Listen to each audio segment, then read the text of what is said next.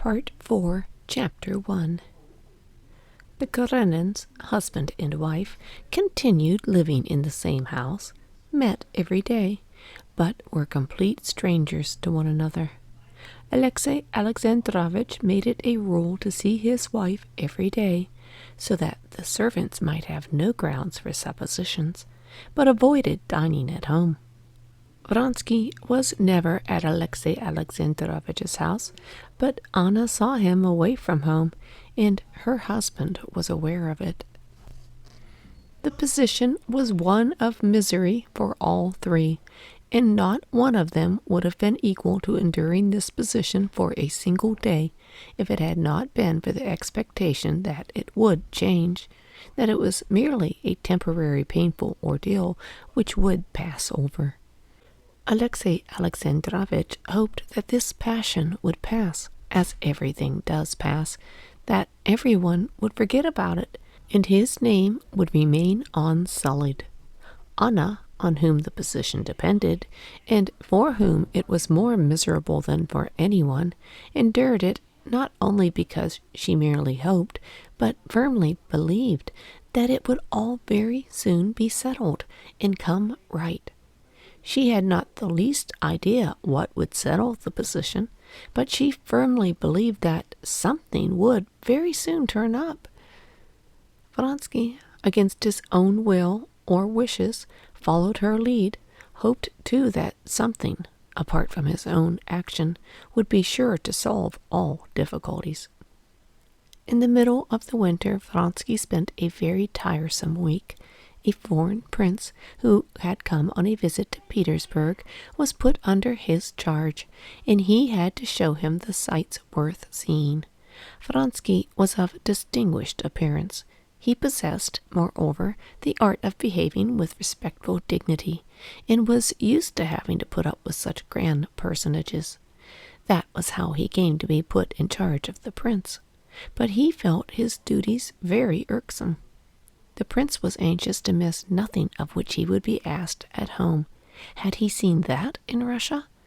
And on his own account, he was anxious to enjoy to the utmost all Russian forms of amusement. Vronsky was obliged to be his guide in satisfying both these inclinations.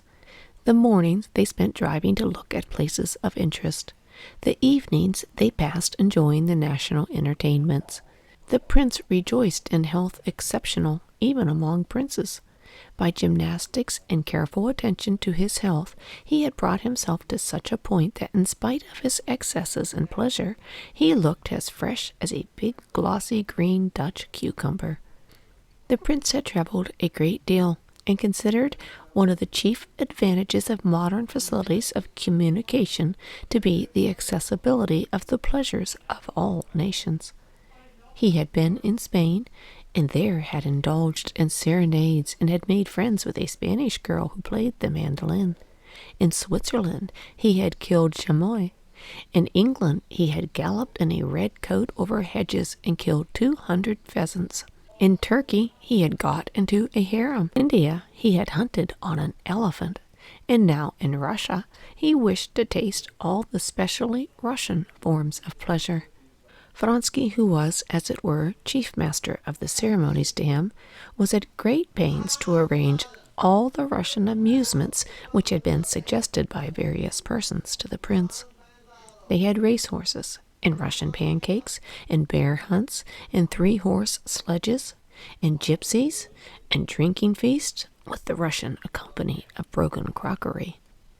And the prince, with surprising ease, fell in with the Russian spirit, smashed trays full of crockery, sat with a gypsy girl on his knee, and seemed to be asking, "What more? And does the whole Russian spirit consist in just this?" In reality, of all the Russian entertainments, the prince liked best French actresses and ballet dancers in white seal champagne. Vronsky was used to princes, but either because he himself had changed of late, or that he was in too close proximity to the prince, that week seemed fearfully wearisome to him.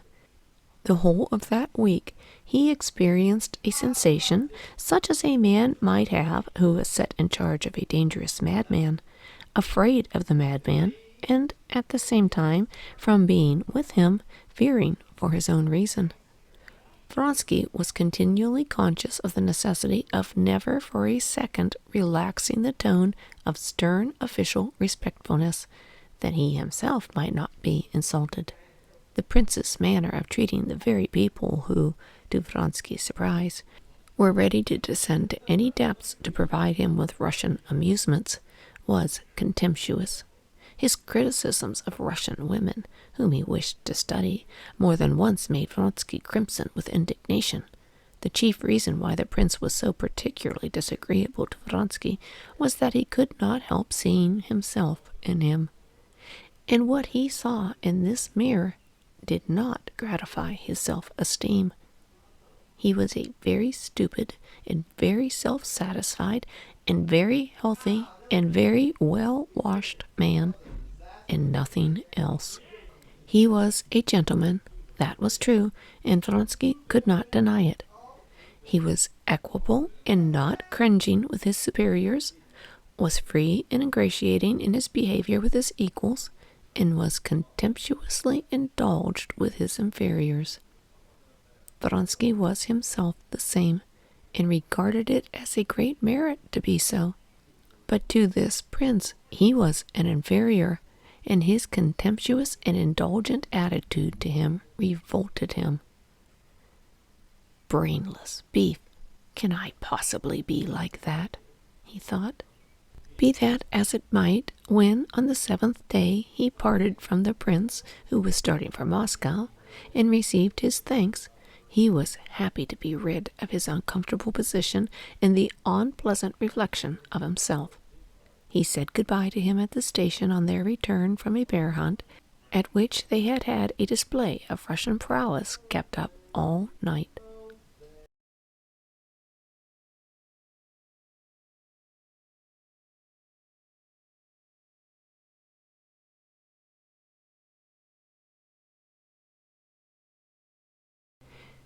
Chapter 2. When he got home, Vronsky found a note from Anna. She wrote, I am ill and unhappy. I cannot come out, but I cannot go on longer without seeing you. Come in this evening. Alexey Alexandrovitch goes to the council at 7 and will be there till 10. Thinking for an instant of the strangeness of her bidding him come straight to her, in spite of her husband's insisting on her not receiving him, he decided to go. Vronsky had that winter got his promotion, was now a colonel, had left the regimental quarters, and was living alone. After having some lunch, he lay down on the sofa immediately, and in 5 minutes memories of the hideous scenes he had witnessed during the last few days were confused together and joined on to a mental image of Anna and of the peasant who had played an important part in the bear hunt, and Vronsky fell asleep. He waked up in the dark, trembling with horror, and made haste to light a candle. What was it? What was the dreadful thing I dreamed? Oh, yes, I think a little dirty man with a disheveled beard was stooping down doing something, and all of a sudden he began saying some strange words in French. Yes, there was nothing else in the dream, he said to himself. But why was it so awful? He vividly recalled the peasant again, and those incomprehensible French words the peasant had uttered, and a chill of horror ran down his spine. What nonsense, thought Vronsky, and glanced at his watch. It was 8:30 already. He rang up his servant, dressed in haste, and went out onto the steps, completely forgetting the dream and only worried at being late. As he drove up to the Karenin's entrance, he looked at his watch and saw it was 10 minutes to 9. A high, narrow carriage with a pair of greys was standing at the entrance. He recognized Anna's carriage. She is coming to me, thought Vronsky, and better that she should. I don't like going into that house, but no matter, I can't hide myself, he thought, and with that manner peculiar to him from childhood, as of a man who has nothing to be ashamed of, Vronsky got out of his sledge and went to the door. The door opened, and the hall porter, with a rug on his arm, called the carriage. Vronsky, though he did not usually notice details, noticed at this moment the amazed expression with which the porter glanced at him. In the very doorway, Vronsky almost ran up against Alexey Alexandrovitch.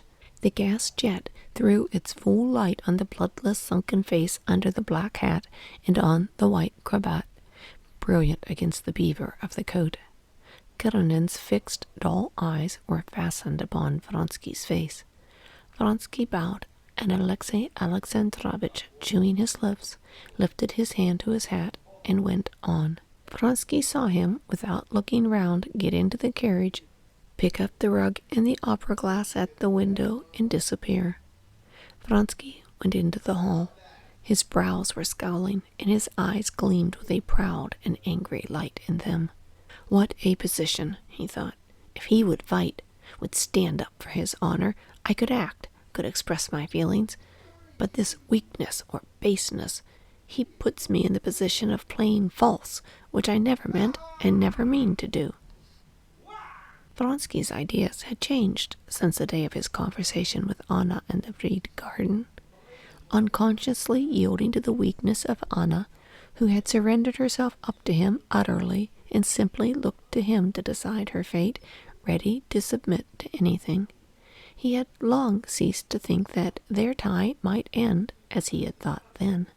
His ambitious plans had retreated into the background again, and feeling that he had got out of that circle of activity in which everything was definite, he had given himself entirely to his passion, and that passion was binding him more and more closely to her.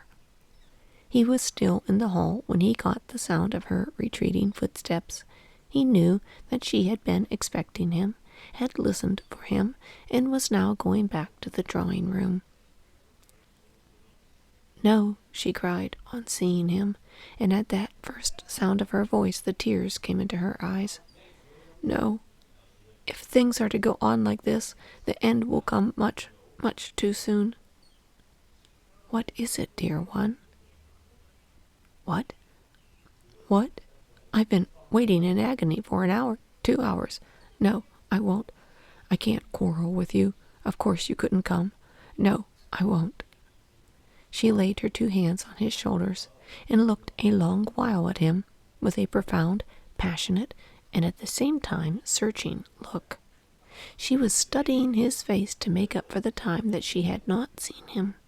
She was, every time she saw him, making the picture of him in her imagination incomparably superior, impossible in reality, fit with him as he really was.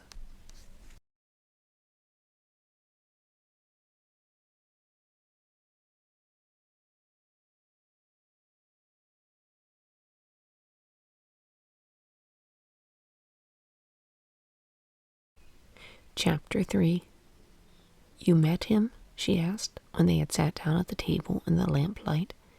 "You're punished, you see, for being late." "Yes, but how was it? Wasn't he to be at the council?" "He had been and come back and was going out somewhere again. But that's no matter. Don't talk about it. Where have you been? With the prince still?" She knew every detail of his existence. He was going to say that he had been up all night and had fallen asleep, but looking at her thrilled and rapturous face, he was ashamed, and he said that he had had to go to report on the prince's departure. "But it's over now? He is gone?" "Thank God it's over. You wouldn't believe how insufferable it's been for me." "Why so? Isn't it the life all you young men, always lead?" she said, knitting her brows. Taking up the crochet work that was lying on the table, she began drawing the hook out of it without looking at Vronsky. "I gave that life up long ago," said he, wondering at the change in her face and trying to divine its meaning. "And I confess," he said with a smile, showing his thick white teeth, This week I've been, as it were, looking at myself in a glass, seeing that life, and I don't like it. She held the work in her hands, but did not crochet, and looked at him with strange, shining, hostile eyes. This morning Liza came to see me. They're not afraid to call on me, in spite of the Countess Lydia, she put in. And she told me about your Athenian evening. How loathsome. I was just going to say... She interrupted him. It was that Therese you used to know?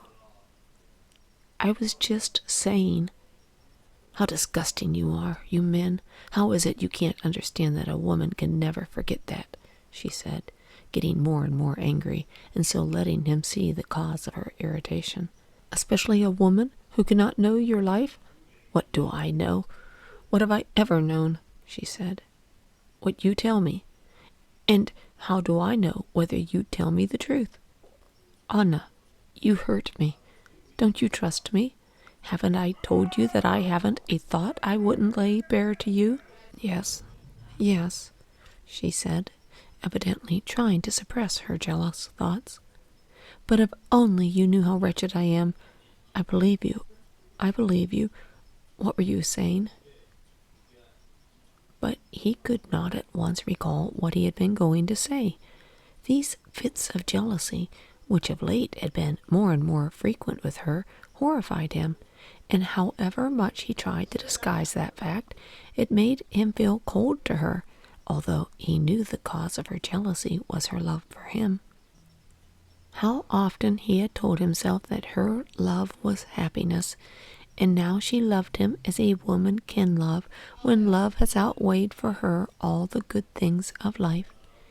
And he was much further from happiness than when he had followed her from Moscow.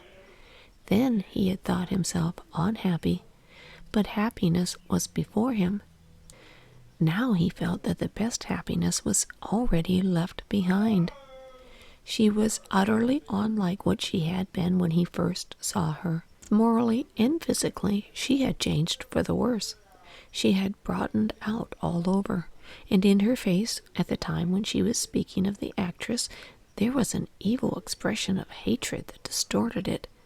He looked at her as a man looks at a faded flower he has gathered, with difficulty recognizing in it the beauty for which he picked and ruined it.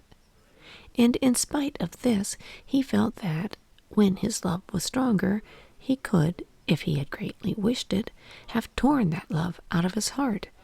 But now, when, as at that moment it seemed to him, he felt no love for her, he knew that what bound him to her could not be broken. Well, what was it you were going to say about the prince? I have driven away the fiend, she added. The fiend was the name they had given her jealousy. What did you begin to tell me about the prince? Why did you find it so tiresome? Oh, it was intolerable, he said, trying to pick up the thread of his interrupted thought. He does not improve on closer acquaintance. If you want him defined, here he is.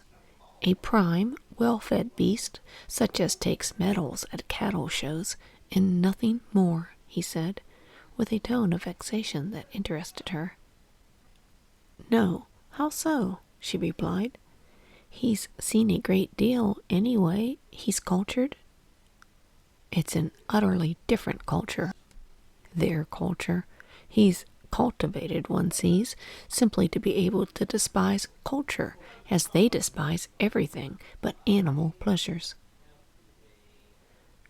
But don't you care for these animal pleasures? She said, and again he noticed a dark look in her eyes that avoided him. How is it you are defending him? He said, smiling. I'm not defending him. It's nothing to me. But I imagine, if you had not cared for those pleasures yourself, you might have got out of them. But if it affords you satisfaction to gaze at Therese in the attire of Eve... Again, the devil again, Vronsky said, taking the hand she had laid on the table and kissing it. Yes, but I can't help it. You don't know what I have suffered waiting for you. I believe I'm not jealous. I'm not jealous. I believe you when you're here, but when you're away, somewhere leading your life, so incomprehensible to me. She turned away from him, pulled the hook at last out of the crochet work, and rapidly, with the help of her forefinger, began working loop after loop of the wool that was dazzling white in the lamplight, while the slender wrist moved swiftly, nervously, in the embroidered cuff. How was it, then? Where did you meet Alexey Alexandrovitch? Her voice sounded unnatural and jarring. We ran up against each other in the doorway. And he bowed to you like this? She drew a long face, and half closing her eyes, quickly transformed her expression, folded her hands, and Vronsky suddenly saw in her beautiful face the very expression with which Alexey Alexandrovitch had bowed to him. He smiled, while she laughed gaily, with that sweet, deep laugh which was one of her greatest charms. I don't understand him in the least, said Vronsky. If after your avowal to him at your country house he had broken with you, if he had called me out, but this I can't understand. How can he put up with such a position? He feels it, that's evident. He? She said sneeringly. He's perfectly satisfied. What are we all miserable for, when everything might be so happy? Only not he. Don't I know him? The falsity in which he is so utterly steeped? Could one with any feeling live as he is living with me? He understands nothing and feels nothing. Could a man of any feeling live in the same house with his unfaithful wife? Could he talk to her, call her my dear? And again she could not help mimicking him. Anna, my dear. He's not a man, not a human being. He's a doll. No one knows him, but I know him. Oh, if I'd been in his place, I'd long ago have killed, have torn to pieces a wife like me. I wouldn't have said, Anna, my dear. He's not a man. He's an official machine. He doesn't understand that I'm your wife, that he's outside, that he's superfluous. Don't let's talk of him. You're being unfair, very unfair, dearest, said Vronsky, trying to soothe her. But never mind. Don't let's talk of him. Tell me what you've been doing. What is the matter? What has been wrong with you? What did the doctor say? She looked at him with mocking amusement. Evidently she had hit on other absurd and grotesque aspects in her husband, and was waiting the moment to give expression to them. But he went on. I imagine that it's not illness, but your condition. When will it be? The ironical light died away in her eyes, but a different smile, a consciousness of something, he did not know what, and of quiet melancholy came into her voice. Soon, soon. You say that our position is miserable, and we must put an end to it.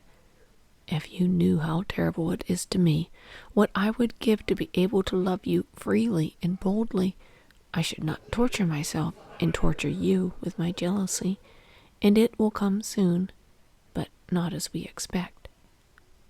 And at the thought of how it would come, she seemed so pitiable to herself that tears came into her eyes, and she could not go on.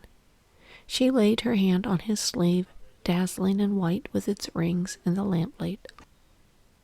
It won't come as we suppose. I didn't mean to say this to you, but you've made me. Soon, soon all will be over, and we shall all be at peace and suffer no more. I don't understand, he said. You asked when? Soon. And I shan't live through it. Don't interrupt me. And she made haste to speak. I know it. I know for certain. I shall die, and I'm very glad I shall die, and release myself and you. Tears dropped from her eyes. He bent down over her hand and began kissing it, trying to hide his emotion, which he knew had no sort of grounds, though he could not control it. "Yes, it's better so," she said, tightly gripping his hand. "That's the only way left us." He had recovered himself and lifted his head. "How absurd! What absurd nonsense you are talking." "No, it's the truth." "What? What's the truth?" "That I shall die. I have had a dream." "A dream?" repeated Vronsky. Instantly he recalled the peasant of his dream. "Yes, a dream," she said. "It's a long while since I dreamed it. I dreamed that I ran into my bedroom, that I had to get something there, to find out something. You know how it is in dreams," she said, her eyes wide with horror. "And in the bedroom, in the corner, stood something." "Oh, what nonsense! How can you believe—" But she would not let him interrupt her. What she was saying was too important to her. "And this something turned round, and I saw it was a peasant with a disheveled beard, little and dreadful looking. I wanted to run away, but he bent down over a sack, and was fumbling there with his hands." She showed how he had moved his hands. There was terror in her face, and Vronsky, remembering his dream, felt the same terror filling his soul.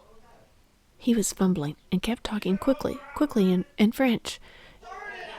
"And in my horror, I tried to wake up, and I woke up in the dream, and I began asking myself what it meant. And Corny said to me, 'In childbirth, you'll die, ma'am, you'll die.' And I woke up." What nonsense, said Vronsky. But he felt himself that there was no conviction in his voice. "But don't let's talk of it. Ring the bell. I'll have tea. And stay a little now. It's not long. I shall—" But all at once she stopped. The expression of her face instantaneously changed. Horror and excitement were suddenly replaced by a look of soft, solemn, blissful attention. He could not comprehend the meaning of the change. She was listening to the stirring of the new life within her.